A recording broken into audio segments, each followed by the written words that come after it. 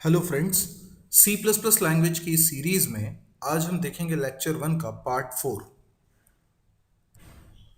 आज का हमारा ऑब्जेक्टिव है क्लासेस एंड ऑब्जेक्ट्स। हमने पिछली क्लास में समझा था ऑब्जेक्ट ओरिएंटेड प्रोग्रामिंग क्या होती है। आज हम देखते हैं उसको इम्प्लीमेंट करने का एक पावरफुल तरीका क्लास क्या है। क्लासेस का कॉन्सेप्ट समझने के लिए हम एक एग्जांपल लेते हैं, रियल वर्ल्ड एनालॉजी लेते हैं। जैसे कोई मकान बनाया जाता है तो पहले उसका नक्शा तैयार होता है। उस नक्शे को देखकर आप समझ पाते हो कि मकान कैसा दिखेगा, लेकिन वो नक्शा मकान नहीं है।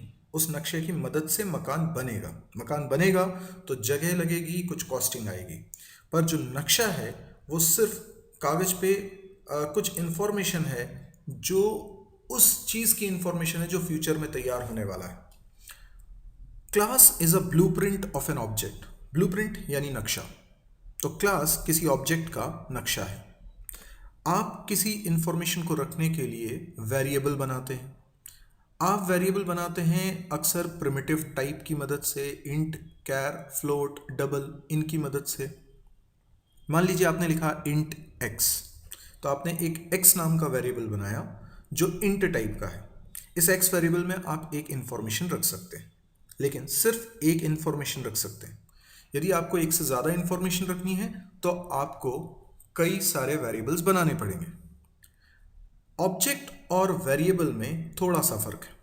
ऑब्जेक्ट एक बड़ा सा मेमोरी ब्लॉक है जिसके अंदर कई सारे वेरिएबल्स हैं। वेरिएबल एक सिंगल डेटा कंटेन करने वाला ब्लॉक है। जब आप कोई क्लास बनाते हैं तो आप एक नया डेटा टाइप बना देते हैं। ये नया data type non primitive data type कहलाता है, और इस नए डेटा टाइप की मदद से बनने वाला वेरिएबल ऑब्जेक्ट कहलाता है। तो ऑब्जेक्ट भी मेमोरी लेता है, वेरिएबल भी मेमोरी लेता है। वेरिएबल एक सिंगल वैल्यू कंटेन करेगा, ऑब्जेक्ट मल्टीपल वैल्यूज यानी एक रिकॉर्ड कंटेन करेगा। पर एक ऑब्जेक्ट की मेमोरी में कितने वेरिएबल्स होंगे, क्या क्या वैल्यू वो कंटेन कर सकता है, इसकी पूरी रूपरेखा तैयार होती है क्लास के अंदर।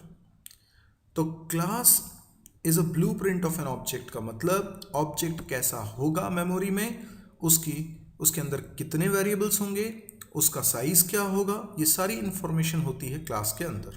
तो हम कह सकते हैं class is a description of objects property set and set of operations.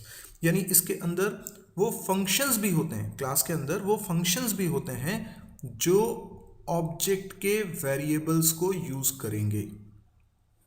एक ऑब्जेक्ट के अंदर वेरिएबल्स भी हैं और फंक्शंस भी हैं, पर कौन से वेरिएबल्स और कौन से फंक्शन ये क्लास बनाते वक्त डिसाइड होता है।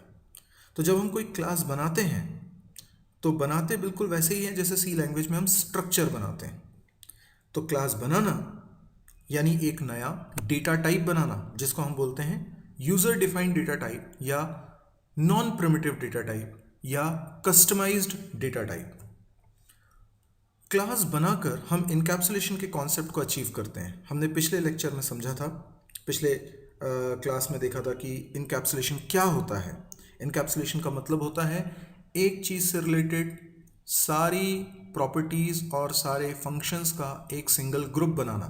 आप जब सी प्लस प्लस में क्लास बनाएंगे तो आप यही काम करेंगे। तो क्लास बनाने का मतलब कुछ वेरिएबल्स और फंक्शंस का एक ग्रुप बनाना। लेकिन कई लोग इसको गलत समझते हैं। अगर मैं एक स्टूडेंट से रिलेटेड कुछ वेरिएबल्स और फंक्शंस का एक ग्रुप बना दूं और उसी स्टूडेंट से रिलेटेड कुछ दूसरे और वेरिएबल्स का एक अलग ग्रुप बनाऊं, तो मैंने दो क्लास बना ली, पर ये दोनों क्लास मिलकर एक ही स्टूडेंट की इंफॉर्मेशन रख रहे हैं। तो ये इनकैप्सुलेशन नहीं है। इनकैप्सुलेशन कहता है एक चीज़ से रिलेटेड, जैसे कि स्टूडेंट से रिलेटेड सारी की सारी प्रॉपर्टीज़ और सारे के सारे फंक्शंस एक सिंगल ग्रुप में होने चाहिए। और ऐसा आप क्लास बनाकर करते हो, और जब आप ऐसा करते हो इसको हम इनकैप्सुलेशन कहते हैं। ऑब्जेक्ट एक रन टाइम एंटिटी है। क्लास को मेमोरी नहीं मिलती, मेमोरी मिलती है ऑब्जेक्ट को। क्लास तो सिर्फ ऑब्जेक्ट का डिस्क्रिप्शन है। तो ऑब्जेक्ट को जब मेमोरी मिलेगी तो वो इसी आधार पर मिलेगी कि क्लास में आपने कितने वेरिएबल्स बनाए हैं। ऑब्जेक्ट जब बनेगा तो ऑब्जेक्ट मेमोरी कंज्यूम करेगा रैम के अंदर। Object is an instance of a class. Instance का मतलब होता है एग्जाम्पल। तो एक क्लास है स्टूडेंट, तो उसका एग्जाम्पल क्या हुआ? तो हो सकता है एक स्टूडेंट हो जिसका नाम हो राहुल, तो राहुल उसका एक एग्जाम्पल हुआ। रवि उसका दूसरा एग्जाम्पल हुआ। रोमेश उसका तीसरा एग्जाम्पल हुआ। इस तरह से हम एक कैटेगरी के, एक क्लास के कई सारे एग्जाम्पल्स दे सकते हैं। तो सिंपल भाषा में कहें तो इंस्टेंस और ऑब्जेक्ट एक ही बात है, दे आर सिनोनिम्स। इस एग्जाम्पल को देखिए, इसमें हमने एक क्लास बनाई है बॉक्स नाम की, और इस क्लास के अंदर हमने 3 वेरिएबल्स बनाए हैं लेंथ, ब्रेड्थ और हाइट को रखने के लिए LBH। 2 फंक्शंस भी बनाए हैं, सेट डायमेंशन, शो डायमेंशन। पूरी कोडिंग नहीं है, ये सिर्फ एक फॉर्मेट है आपको एक आइडिया देने के लिए कि क्लास किस तरह से बनती है। अगर हम इस क्लास को बना लेते हैं तो हमने एक नया डेटा टाइप बना लिया है, और नए डेटा टाइप का नाम यहां पर हो गया है बॉक्स, जो क्लास कीवर्ड के तुरंत बाद लिखा है। ये आप अपनी मर्जी से कुछ भी लिख सकते हैं। एक बार डेटा टाइप तैयार हो गया तो आप इसका इस्तेमाल करके वेरिएबल्स बना सकते हैं, लेकिन इनको वेरिएबल ना बोलकर हम बोलेंगे ऑब्जेक्ट। तो बॉक्स एक डेटा टाइप है, B1 एक ऑब्जेक्ट। B1 ऑब्जेक्ट कैसा होगा, मेमोरी में कितनी जगह लेगा, ये सब कुछ डिपेंड करता है कि बॉक्स डिफाइन कैसा हुआ है, यानी क्लास में क्या लिखा है। तो इसको मेमोरी मिलेगी B1 को, और उसके अंदर LBH नाम के वेरिएबल होंगे, क्योंकि ऐसा क्लास में कहा गया है। अगर मैं बॉक्स टाइप का एक और ऑब्जेक्ट बनाऊं तो उसे भी ठीक इसी तरीके से मेमोरी मिलेगी। एंड सिमिलरली अगर मैं एक और ऑब्जेक्ट बनाऊं B3, तो उसको भी इसी तरीके से मेमोरी मिलेगी। नोटिस करने वाली बात यह है कि B1 के अंदर अलग LBH है, B2 के अंदर अलग, B3 के अंदर अलग।